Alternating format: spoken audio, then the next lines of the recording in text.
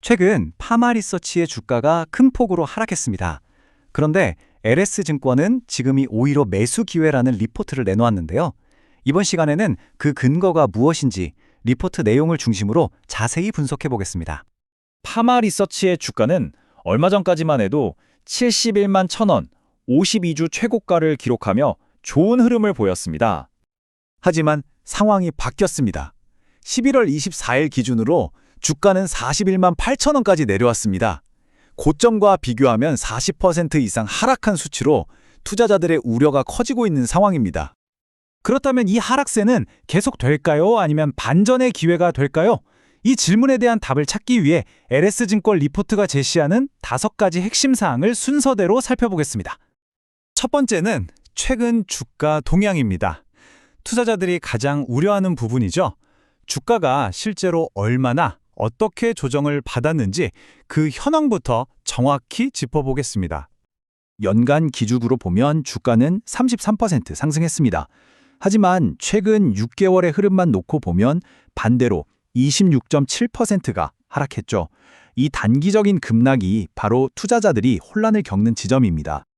하지만 리포트는 주가 차트 그 너머에 있는 회사의 본질적인 성장 동력을 봐야 한다고 강조합니다. 특히 미국 시장에서의 성과가 완전히 다른 이야기를 하고 있다는 분석입니다. 먼저 B2B, 즉 현지 병원원에 제품을 공급하는 사업부터 보겠습니다. 매출이 분기마다 크게 늘었는데요. 25년 3분기 매출은 96억 원으로 작년 같은 기간보다 무려 975% 증가했습니다. 거의 10배 가까이 성장한 겁니다. 일반 소비자를 대상으로 하는 B2C 사업도 마찬가지입니다. 25년 3분기에 91억 원의 매출을 기록하면서 전년 대비 249%라는 높은 성장률을 보였습니다.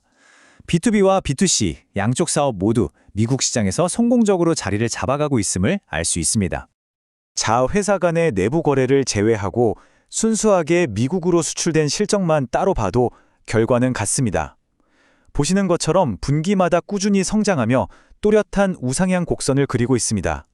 이처럼 미국 시장에서 강력한 성장 동력을 확인한 파마리서치는 이제 다음 목표로 유럽 시장 진출을 준비하고 있습니다. 유럽 진출은 단계적으로 진행될 예정입니다.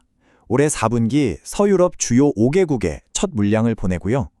내년 1분기에는 다른 유럽 20여 개국으로 확대합니다. 그리고 내년 2분기부터는 재주문에 따른 본격적인 매출이 발생할 것으로 리포트는 전망하고 있습니다.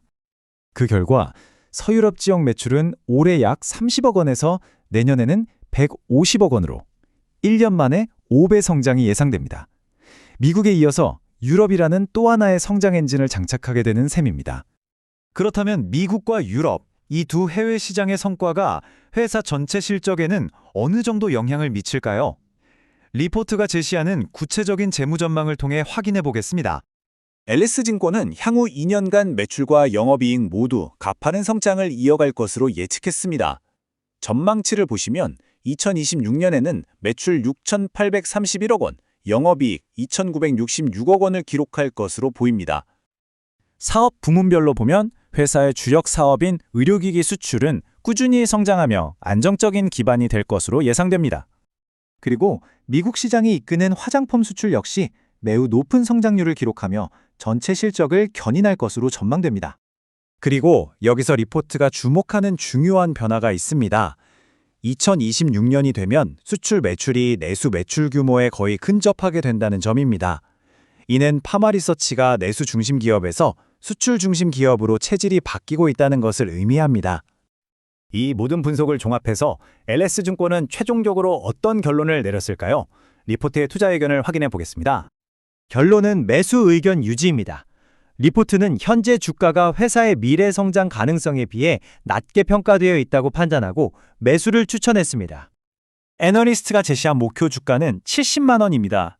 현재 주가와 비교하면 약 67%의 상승 여력이 있다고 본 것입니다.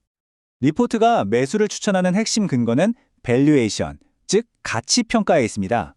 2026년 예상 실적 기준으로 주가 수익 비율, 즉 PER이 18배 수준인데 이는 높은 성장성을 고려할 때 매력적인 가격이라는 분석입니다.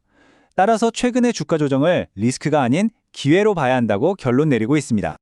결국 현재의 주가 하락을 어떻게 해석할 것인가의 문제입니다.